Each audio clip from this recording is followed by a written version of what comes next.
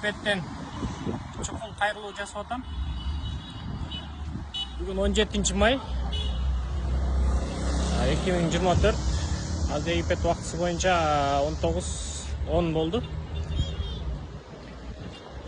Бүгүн ошо жума күнү эртең менен турсам WhatsApp иштебей калыптыр.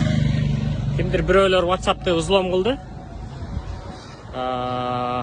Мен атымдан бүт контактка менде жазылган баардык контакт номерлерге чыгып, мен атыман ата-энем ооруп атат, кыйын акыбалда, лечение кылыш керек, срочно акча керек болуп атат, эртең которо салам деп алдап жазып, ар кимден кээ бирлер алданып акча салып жибериптир. Органда иштеген кээ бир байкелер да бар эле, алар дагы керек болсо алданып калыптыр да, ушундай шашсын чыгарып жибериптир да. Ошого сиздерден сураныч, алданбаңыздар. WhatsApp номерим 705 73 37 53.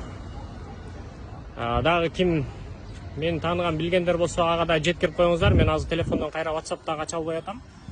WhatsApp ачуу мүмкүн эмес деп атат. Хакерлер мындай кылды же жана зонада жаткан мошенниктерби, мен такыр түшүнбөй атам. Ошого сураныч, мени тааныгандарга жеткирип коюңуздар. Менин